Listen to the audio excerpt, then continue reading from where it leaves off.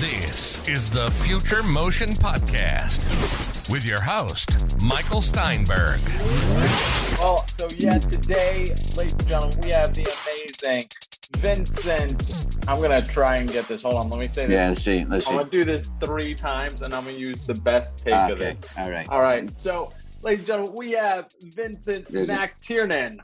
Yeah, you got it, because I was going to say this meeting was over, but that was good. That was good. All right. One-time golden take. Yeah. So we're going to start off, guys, and I'm just going to give a brief introduction of Vinnie. He is just fantastic artist. You can see his stuff on ArtStation. He's getting into Unreal. He has an awesome display in Blender with just amazing work. And he's also great at After Effects, all the Adobe suites. So you guys have got to check it out. And I almost highly recommend you check it out now before we even start. Vinny, how couldn't they find some of your work before we get started here? Yeah, they could just go to like mattwizard.com. MATTE wizard.com. Or they can type in my full name, and it's on ArtStation. I've been posting mostly on ArtStation. And I'll definitely say with ArtStation, I have completely found it to be my new and favorite way of getting inspiration. I have one image on there, which I did it was the last image I did using Blender. I was doing a lot more Blender because I like Blender, because I feel Blender will be a force to be reckoned with, because the fact is that if it's not already almost, because you have like programs like say Nuke, or that's a compositor, or that those are high end programs, but not everybody has access to that. But here's a practice, a software that's free, and because it's free, people think I can't be that good. I used to never use Blender. They'd be like, Blender's free. You got to pay money to get something. You get what you pay for. But you know what? The guy that owns that, started that, he went in for the money. I believe there's a story where they offered him millions of dollars for it. And he said, no. He said, no, I don't want to do that. It's for the people, And because it's open source, you got all these plugins and stuff like that. And the pipeline can work on anything. And they're getting much better. I really like the direction they're going, and you stick with it. And just like Unreal, I'm using Unreal 5 exclusively, because even though there's a lot of features, like it doesn't do displacement maps yet, but me learning. But 4 does, right? Yeah, 4.6, 4.7. I have all that stuff. But I figure I'm forcing myself just to learn the 5, because when it comes out, I'm already ahead of the game, because I'm already been using it for so long. Well, really quick, I just want to kind of get into, and we'll get into like a lot more of the promotion and like what you've done to get to where you're at. And I do want to hear your growth here. So you could just give me like a quick explanation of what you currently do. Currently, I do like visual effects compositing. They call me like the doctor. They relate me to that movie Pulp Fiction, the wolf, whatever, at the guy. Is it the wolf? Yeah, that's one of my favorite movies. Wait, they would have a visual effects shot that they messed up in filming and they can't fix it. So I would come in there, I would fix it, and just politely get up and leave. It's like I said, I was currently working on a shot, and part of it was so blurred out movement-wise, and I used a plugin called Lockdown, which you actually told me about it. So, yeah, if it wasn't for you, I would never have known about that. And so I had to get it and give it a shot, and sat on it for like 6 months. And then when I had this one shot, I said, you know what, I'm going to give this a shot. I'm going to try this. And in the end, it just like, it was seamless. I think I showed you the shot. No, you did show me the shot. And I was actually like, perfect. It's like, I couldn't believe I did it. It's like one of those things would be like, I honestly thought I was going to cry and tell him I can't do the shot, I almost asked, what did you do? Because it looked so real. I was like, was that already there? It looked, honestly, it was flawless. Look, I worked on a film called Malevolence 3, and it was a horror movie. A friend of mine directed it, and he asked me to enhance some of the shots, So I said, okay. So I added like blood, but I do it realistically. I don't like over the top stuff. If you're going to do something, make it look real.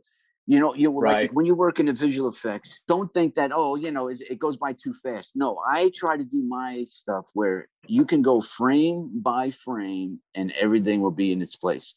Even though it will go by so fast, no one's going to see it. But subconsciously, they're going to say, this stuff looks real. And I did that for his film. And I did the blood. And somebody wrote that the practical effects were great in it. They actually thought the blood stuff that I added was real. And I took that. I said, hey, don't tell him. I said, don't tell the guy. It was all digital, It's like, right. It was a composite.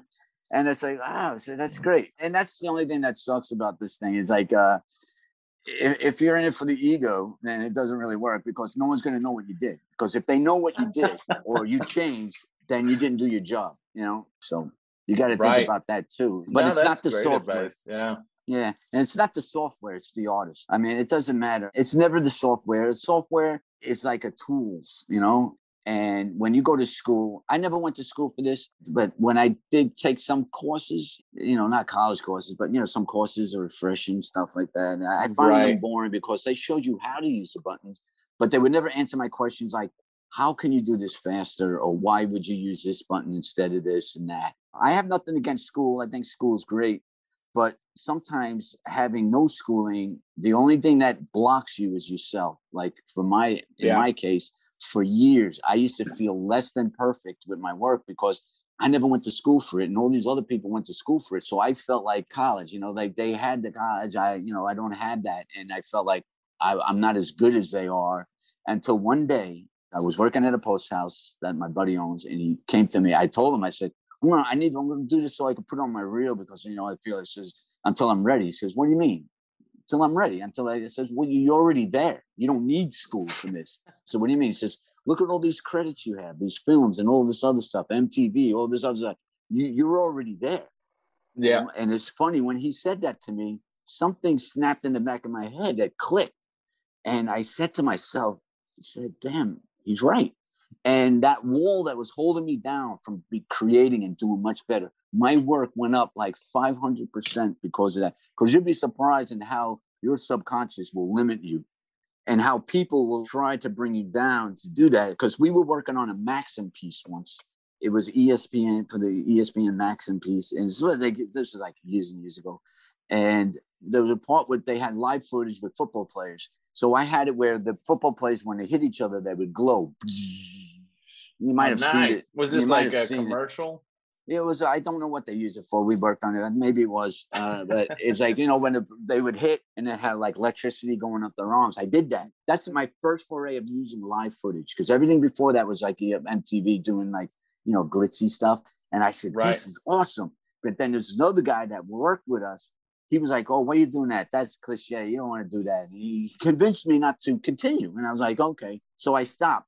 When it aired and they wrote back to the post house, they said they loved everything, especially, and I said, the stuff that I worked on. And they said, well, I wish we saw more of that. And I said, that son of a bitch, because I listened to that guy telling me not to do it. Right. And I said, that's why you have to go. You got to go by your own feelings. You got to feel it. It feels right. Don't do what other people like any job you have, you do what they want, but you have to like say to yourself, what would I like to see? How would I want to see this? And that's what I do. I feel like, that's a good point too, when it comes to art. And this is one tactic I've done recently, especially on a gig, one of my more recent gigs. But a lot of times, I find like it's hard for them to articulate what's in their head. And also this might sound like, yo, bro, I'm smoking weed. But I think people have ideas in their head, but they're actually not good ideas. It makes sense in their head, but there's not a lot there. And I know that sounds weird to say, but they're not really visual. That's the problem. That's it. Right. A lot of times they're not visual. They need to see it. It's like they're thinking of like, oh, we need more geometry, in this shot. And it's like, that doesn't do anything. Where is this geometry? What are you thinking? Like a lot of times it's like, I'm spending so much time just trying to understand what they're thinking. And a lot of times they're just like, I don't even know. Listen, I had a boss like that. It was like, they prevented me because I was always second guessing what they want. Right. And every time I did that, it was a nightmare to do anything because I was always guessing what would they want. Until one day I said, you know what, screw it. I'm going to do what I want. And when I did it, no questions were asked after that. I just But want to add on to that, though. It's like for anybody that might be doing a project right now and kind of struggling with that, I always recommend just doing both options. It might sound like extra work, but sometimes just taking that little fee and getting a little bit of credit goes a long way, because that's kind of what I've been doing recently. And a lot of times now they're just like, you do you, but it's not yeah, disrespectful. It's like no, no, they no. You have see like, everything, you try your best to get their vision, but then you take the liberty, because we're artists. I mean, unless it's an art director, which again, there can still be some struggle if an art director spends so long not designing, which there's a lot more that goes into art directing besides just designing. But especially just with clients, a lot of times, if you give them a secondary option, which is what you think, it a mhm, lot of times will be better, because they're not artists. We're mhm. artists. We know what looks good. They don't know what looks good. So when did you kind of get in freelance, and then how Okay. did you enter it? Because I do want to hear. I know you were Okay, mentioning it earlier. here's the Vinnie Mac origin story. I want the story. Give me the story. Okay, I was 4 years old. I had an Etch a Sketch. No, no, okay. So what happened was I always liked music. I loved music, and I always wanted to do stuff with music. And I didn't have a computer or anything. But when I was growing up, I never said I can't afford something, because the minute you say you can't afford something, you're sending up a mental image in your head of lack. And it's going to say, okay, because your mind will only move forward. It doesn't know right from wrong. It only, whatever you picture in your mind, you're going to gravitate towards that, right? So I said, I can't afford it now, but one day I will have it. I didn't know how I was going to do it, but I was going to get it. And I always Love got that. I always got it, because when you say something like that in your mind, like I have a project in my mind, I'm going to do this. I don't know how I'm going to do it, but I'm going to do it. And your mind will bring you to the places or the things you need to do to get that thing done. So I wanted to do music, and I got a computer. My wife, we weren't married at the time, but she got me a computer, and I started doing music. And one day I saw a picture of Bryce. I don't know if many people remember a program called Bryce. It did like terrains. And I was so mesmerized. I Interesting. said, this looks so real. You look at it today, it looks like it belongs on a refrigerator. No, but it's like, but back then I was so amazed, and I just got into it, and it just worked itself out. I said, I want to work in this field. I want to do stuff like this. I didn't know how I was going to do it. But one day I was working for a manufacturer, like jewelry manufacturer. And when they laid us all off, it was a program that they allow you to get free training. I never had the school, I didn't have the college and stuff.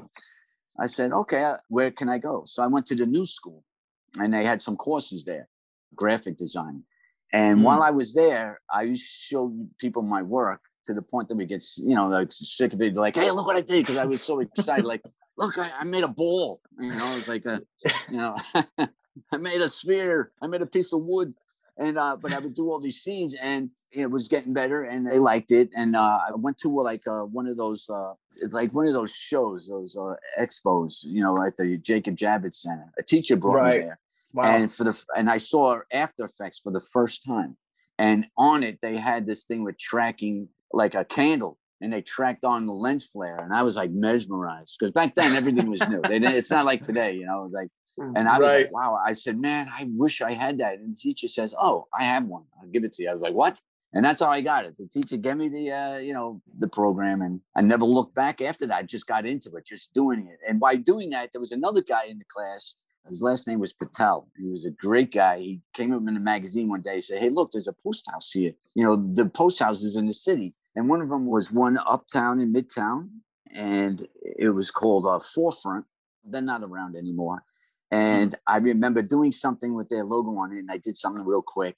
And I went there for an interview, and I was like, I couldn't believe I got in. I was like, wow, this is amazing. So I sat down. They had the magazine Post. You remember, the magazine Post? Right.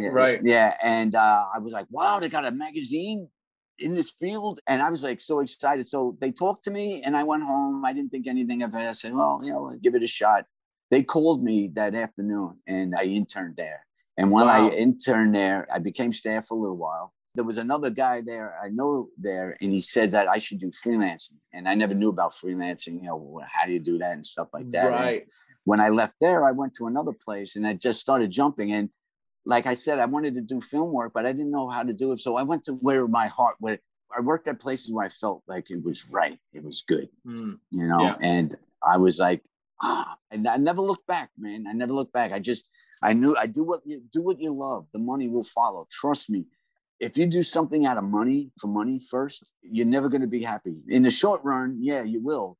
But like I said, you know, when you look back in your life and you say, you wish you did this, that's what's going to happen. Because if you have passion for what you do, then it's no longer a job. Because now if it's a job, that means entails like, oh, you got to work. It's a job that forcing me to do this. You know, it's a job. No, what we do is not a job. It's what we want to do. And it's a difference. Thank you. I'm just going to say this. There is just so much fun in this industry. I can't imagine. I mean, I used to have so much fun. I used to just like do it. And people picked up on that. They said, wow, your energy. Because anytime I talked about it, I was into it. It's like something that I found my calling, you know? Yeah. Because I used to get fired from every job I ever had. Not because of behavior, or anything. Right. Like when I was younger. Then I realized the reason I got, was laid off was because it wasn't challenging to me. When I got into visual effects, it clicked that this is it, because this is something that engages me and something I had passion for, you know? No one grows up and says, hey, I'm going to grow up and work in an office and do certain things like every day. I mean, no one does that, no one can do that, but creative, to be able to take something that's never been made before and make it real. That's the good part and stuff like that. Well, so let's go ahead, and we're just kind of almost jump ahead here, but we're in Blender, and I just want to hear about your Blender experience and also what led you to Unreal, because I feel like I'm kind of on this path to Unreal. Yes. Well, I love doing terrain stuff and it's a composition. That's like you're laying things out, having the eye follow, like everything fits together. And I liked Blender, but I really didn't like the fact that even though it had that real-time render in it, it's like you were limited to it's called size, Eeves, right? Yeah, Eevee. And in cycles if you wanted to go for realistic lighting. But Eevee started to get better. But I could lay out my stuff and like terrains, but I couldn't move around in it. I had to always like move the camera and I couldn't get those angles I want. Like it was good for stills and stuff. But then one day I had like Unreal and never really learned it, because to me the learning curve is like really steep on it. But you know what? I forced myself. I said, just like with Blender, I started just doing it. And every day I said, okay, I know how to do this now. And then the next day, okay, I can do this and this. And just enhancing it. Don't be overwhelmed. Get a project, do something. You don't need to learn a program to learn all the buttons and stuff like that. Just get what you want to do and then figure out how to do that. That's the best way to learn it. And if you try to follow tutorials online, what happens is they'll show you how to do it and you'll be like, okay, but your long-term memory won't keep it, because it's when you try to struggle with something and you figure it out and you're like, aha, then you'll remember that longer and you feel more satisfied, because it's like, all right, you do the tutorials, do it out, but I never follow a tutorial. Right. The option is there. Sure. You don't need to know everything. You just need to know what you need to get done for what you need to get done. And then if you want to have like mountains with snow and then say, okay, how can I make indentations in the snow? Look up that tutorial. And then this and that, and just have it down, and just play around with it. But what happened is like, I can only go so far with Blender, and I was tired of waiting a long time for the renders and say like, oh, okay, this looks good. But one day when I started to use Unreal, I said, you know what, screw this. I'm going to bring in the 3D models from Megascans and stuff like that, because they work well with Megascans. How long ago was this? Beginning of the year, I started using Unreal. Wow. So you're already producing amazing content, and you've just been using it for only maybe like 6 months to a year. You do what you want to do. You see what you would like to see. And then that's what I did. And then when I used it, I said, oh, geez. Some gaming engines, they work with LODs, like level of details. Mm-hmm. That's when you play a game and you're moving the camera in and things pop in and stuff like that. That popping is the game engine loading in the higher res as you're moving closer to it. That's why normally you see with depth of field and and all that other stuff. It just like texture maps pop in. But with Unreal, especially Unreal 5, there is no more LODs. You can bring in high res models, 1 million, billion polygons, and it would automatically do that for you. So you could do whatever, it's amazing. But when I So is it started automatically? I just have to ask because I that's am nanite. obsessed That's with what nanite is all about. nanite. So I've been primarily on 4 still, and I'm switching over to 5. So would you say that the LOD's like view of distance as even farther? You don't need to do that. You don't need to do that. Yeah, it's like crystal clear as far as you can see. It's like crystal clear. Yeah, it's like now you can create the way you wanted to create, like in a real 3D package, because the real 3D packages don't have that LOD. It's going to put a lot of people out of business, I think, because people that make those models. But so that's why I'm learning Unreal 5 and not going back, even though I can't use a lot of the plugins or some of the stuff that I had purchased for the Unreal 4.7, whatever it is. But I do like it. And like Unreal, it doesn't matter which one you're using. I'm able to use the camera. And what I do is I plug in on my PC, I plug in an Xbox controller, and it allows me to move around in real time. It's awesome. I can get the camera I want. I get the angles I want. And if you know about compositing and you know about lighting, and its lighting is great too, you can make it photorealistic. In fact, they use it now in like some of the Star Wars, I think. Mandalorian. The Mandalorian, yeah. Yeah. Because you can make stuff in real time. And what I love about it, like if I had that same job that I worked for the frame store doing the composite stuff, and what I liked about that is like that was hard because the guys changed the angle on me once. He says, "Can we lower that?" I'm like, "Oh, damn!" But I had already been using like in Blender, some of the terrain, so I can get the angle I want and just paint in the parts that I needed it. But with Unreal, they can have any angle they want, and I can do that. And they have a unique feature in there, which is great. You know how you can do a screen grab on your computer?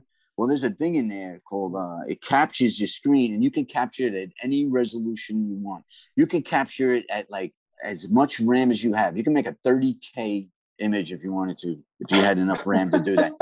And it takes a snapshot of it in real time. Yes. And it's amazing. Yeah, there's a part in there on the top where I forgot where this feature is, where you go click down and it says like screen capture, and a little window comes up, and you click on it, and you can set it to any resolution you want, and it can output like a 5K, 8K, and you can see it, and it's detailed. I don't know how it works, man, but it's like voodoo magic. So what would be one plugin or application that you think would be a game changer for you in I think Unreal, actually. Really? I think, so what do you think Unreal could do better? Let me ask, dare I ask that? Is there anything that... Yes, it allows you to like set up quickly your scene. You can do a scene, and if you can track that and you output that, you can bring in the camera data and do a green screen and edit right in there, and it will look photorealistic, Right. But I think all that is going to be in Blender.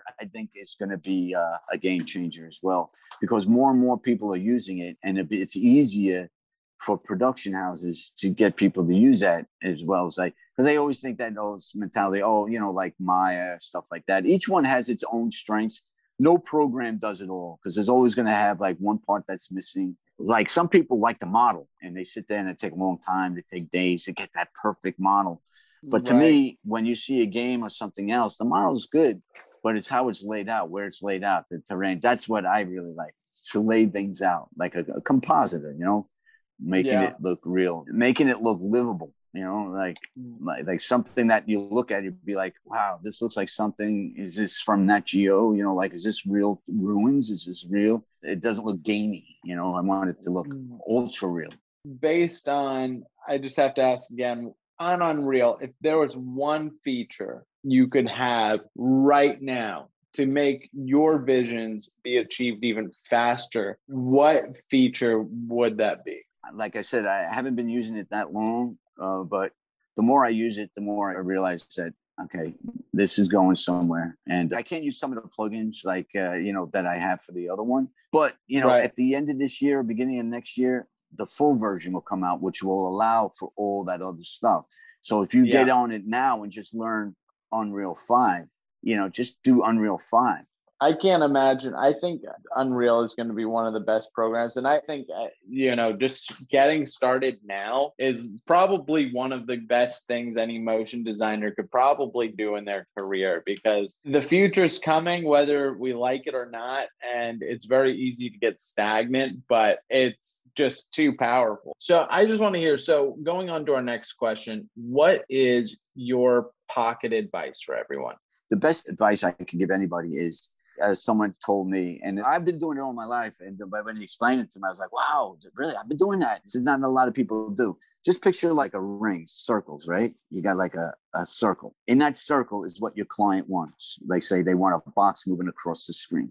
Then you have an outer circle that's a little bit beyond that inner circle, which is you're giving them something more than what that box is. Like, say you say, hey, what if I did the box moving across, but it spins and there's a trail of smoke coming out of it? The client didn't expect that, but they're like, wow, you give them work. You give them more than they expected. It didn't take much time out of yours, but you made it much better than what it could have been.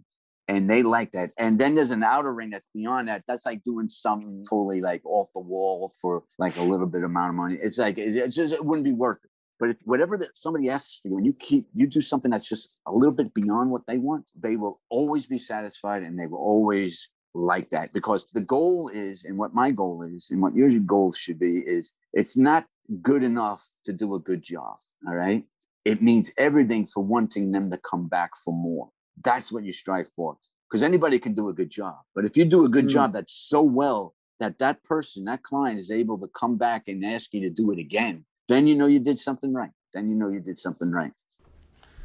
All right, guys, thank you so much for listening. And that is the end of the episode. It was cut a bit short due to some technical difficulties, but we are excited to have Vincent come back soon. And yeah, I hope you guys all enjoyed. That was just really fun for me. And I always love talking about Unreal and real-time render engines and, VR and all that fun stuff. So hope you guys are having a good time with these podcasts, because I will say we have even more exciting guests lined up for you coming down the line. So make sure to subscribe, follow, all that other stuff. I hate doing the self-promotion stuff. It makes me... Okay, you know what? We're going to end it just there. All right, guys, you have a great time. Peace.